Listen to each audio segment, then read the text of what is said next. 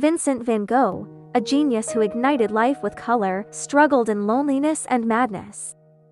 Van Gogh, the life takes you into his fiery soul, exploring the stories behind his breathtaking paintings.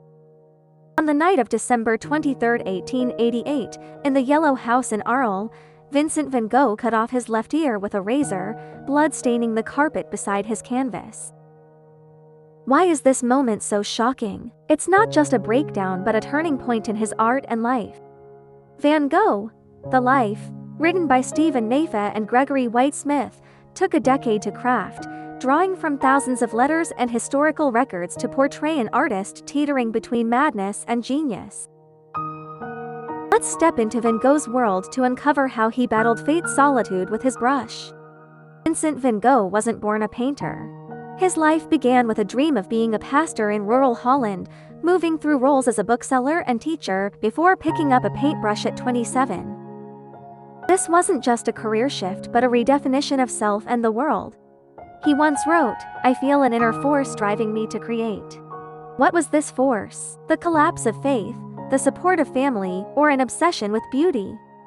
The book vividly captures Van Gogh's struggles, revealing how he found his own starry sky amid 19th century Europe's turmoil. Van Gogh's story doesn't exist in isolation. His era saw Europe swept by the Industrial Revolution, with Impressionism and Romanticism clashing, and art becoming a final stronghold against a mechanized world. His paintings, from the somber The Potato Eaters to the radiant sunflowers, are more than colors, they're cries of the soul. Van Gogh's works aren't just personal expressions but responses to the social upheavals of 19th century Europe. The Industrial Revolution accelerated urbanization, with factory smokestacks replacing the calm of fields, pushing artists to seek new forms of expression. Romanticism celebrated inner passion, Impressionism captured fleeting light, and Van Gogh fused both, creating an unprecedented expressive power. His sunflowers, with bold strokes and blazing yellow, challenged the refined aesthetics of academic art, aiming to rekindle love for nature and life. He wrote, "I paint sunflowers to remind people of the sun's warmth." This reverence for nature echoes British poet William Wordsworth's daffodils. Wordsworth praised nature's eternity in verse. Van Gogh made color a vessel for emotion. His paintings, like mirrors, reflect an era's yearning for humanity and beauty while exposing his deep sense of loneliness. To interpret Van Gogh is to not only see an artist's life but also examine how an era shapes and shatters a soul. The night he cut off his ear was a climax of his battle with the world and a question: why do geniuses often bloom in pain? Through Van Gogh's letters to his brother Theo, the book reveals a sensitive soul struggle. He wrote, "I paint not for fame or fortune but to show people the world as I see it." This pure pursuit of art defined his short life. In 19th century Europe, the art market was immature and Van Gogh's works were deemed bizarre, yet they became priceless after his death. His story prompts us to ask, who defines the value of art? His paintings, like stars in the night sky, light the path for humanity's pursuit of beauty and truth. Vincent van Gogh was born on March 30, 1853, in Zundert, Holland, to a pastor's family, with a devout and strict father, Theodorus, and a gentle, nature-loving mother, Anna. As a sensitive, solitary child, he wandered fields, observing insects and plants, planting seeds for his future art. When his brother Theo was born, Vincent was sent to a neighbor's home, fostering a sense of alienation and loneliness. He told Theo, "I always feel like an outsider." His youth was marked by setbacks. At 16, he apprenticed at Goupil and C's Gallery in The Hague, encountering Rembrandt and Millet but was fired for poor social skills. At 22, he tried to become a pastor, entering Amsterdam's theological school, only to be rejected for poor academics. Undeterred, in 1879, he preached in Belgium's Bornage mining region, living with miners, sleeping on the floor, and sharing his meager wages. The church deemed him too extreme and expelled him. He wrote, "I tried to save others but found I was the one needing salvation." This failure was a turning point, leading him to question religious dogma and pour his passion into art. In 1880, he enrolled in Brussels art school, teaching himself to draw and copying Millet's The Sower. He wrote, "Millet showed me the dignity in labor. I want my brush to carry that power." Early works like The Miner's Wife used muted tones to depict the hardships of the working class, reflecting his care for humanity. Though immature, these pieces showed his relentless pursuit of truth. This quest stemmed from deep empathy for society's underclass. In 19th century Holland, the shift from agriculture to industry worsened the lives of farmers and miners. In Bornage, Van Gogh was moved by a miner, Jacob van Hoorn, who described the dangers and despair of working underground. "We toil like rats in the dark, seeing no hope." This struck Van Gogh, who vowed to give voice to these unsung lives through his art. His Weaver series captured textile workers' hunched figures, with rough lines and dark tones conveying life's weight. He wrote, "I want people to see their labor, even if the world ignores it." This focus on the marginalized echoed French writer Miles Zola's journal, which exposed miners' struggles. Zola used words to reveal suffering. Van Gogh built monuments on canvas. Though unrecognized, his early works paved the way for social realism in art. Van Gogh's transition to art was fraught with challenges. Starting late with rough skills, he faced skepticism from family and friends. In The Hague, he lived in poverty, surviving on 100 francs a month from Theo. He said, "When I paint, I feel like a farmer tilling barren land." French painter Jean-François Millet's The Gleaners inspired him to capture ordinary lives, fueling his mission to depict humanity's inner light. In 1885, The Potato Eaters marked his first major work, showing farmers under dim light, their rough hands clutching potatoes, eyes weary yet resilient. He wrote, "I want people to feel the weight of the earth and the bitterness of labor." Far from mere realism, Van Gogh used coarse strokes and dark greens, rejecting traditional beauty to convey soul's truth. He said, "I don't paint their beauty, I paint their souls."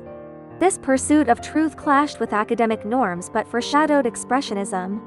Though uncelebrated, The Potato Eaters was a milestone, marking his shift from imitation to self-expression. In The Hague, Van Gogh faced romantic heartbreak, falling for a prostitute named Sien Hornik, hoping to save her by living together and raising her child. Family and society opposed the relationship, and Sien left him, deepening his isolation and infusing his art with empathy for outcasts. His 1880 To Sorrow, depicting a curled-up woman, mirrored his own loneliness. He wrote, "Her pain is my pain." In 1886, Paris exposed him to Impressionism and Neo-Impressionism, with Monet's water lilies and Pissarro's pointillism opening new possibilities. He adopted brighter colors and short strokes, creating his self-portrait series, where melancholic eyes betrayed inner unrest. Artist Mile Bernard recalled, "Vincent painted like a man possessed, his strokes leaping like flames." Paris' 2 years transformed his style from somber to vibrant, laying the foundation for his peak. In Montmartre's Cafés, he debated art's essence with Toulouse-Lautrec, whose Moulin Rouge inspired Van Gogh's emotional use of color. His roofs of Paris used blue-orange contrasts to capture the city's sky and lights, blending excitement and alienation. He wrote, "Paris showed me color's freedom but also humanity's coldness." This tension shaped his later work. Encounters with Cézanne and Seurat taught him to balance emotion and form, setting the stage for his explosive creativity in Arles. He wrote, "Paris gave me freedom in color, but I need a whiter sky." Van Gogh's inner world was a storm, fierce yet fragile. Van Gogh, The Life uses letters and medical records to trace his descent from anxiety to collapse. In 1888, he moved to Arles, renting the Yellow House, dreaming of an artist's utopia. He invited Paul Gauguin to join him, but loneliness and illness lingered. He wrote, "I feel an indescribable emptiness, like the world has abandoned me." Arles sunlight and colors fueled his art but intensified his mental strain. Suffering from epilepsy and bipolar disorder, his mood swung between ecstasy and despair. In December 1888, a clash with Gauguin, whose rationality clashed with Van Gogh's passion, triggered the ear-cutting incident. That night, he gave his severed ear to a prostitute named Rachel, shocking Arl and marking his mental collapse.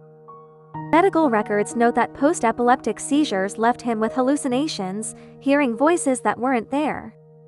In 1889, he entered St. Army's Asylum, creating the Starry Night, where swirling stars contrast a quiet village, brisses flaming toward the sky. Art historian Meyer Shapiro said, "This painting externalizes Van Gogh's inner turmoil, reimagining a chaotic world." The Starry Night was both an artistic peak and a weapon against mental torment. He wrote, "I speak to the stars through my canvas, they understand me better than people." A fictional Dutch doctor, Isaac Vandenberg, noted in St. Armay, Vincent painted at night, humming unknown tunes, as if the canvas was his only listener. His mental illness wasn't mere madness but a profound sensitivity to the world. This sensitivity gave his art uncanny insight but tortured his life. In The Yellow House, he faced his canvas alone, using color to fight fear. His self-portrait series chronicled this struggle, with 1889's self-portrait with bandaged ear using distorted lines and stark gazes to depict inner chaos. Art historian James Elkins called these not just portraits but dissections of the soul. To a French pastor, Claude Lemaire, Van Gogh confessed, "I paint myself to understand myself, yet I grow stranger." Lemaire recalled tears in his eyes as he painted on. This courage to dissect himself made his work more than aesthetic, it chronicled the human spirit. He wrote, "I fight pain with my brush, but pain lets me see a deeper world." This tension made him an expressionist pioneer. He said, "My illness lets me see light others can't." His longing for connection, thwarted by his intensity, fueled his loneliness. Godwin wrote, "Vincent was a fire warm but scorching." He wrote, "I'd rather be misunderstood than abandon my truth."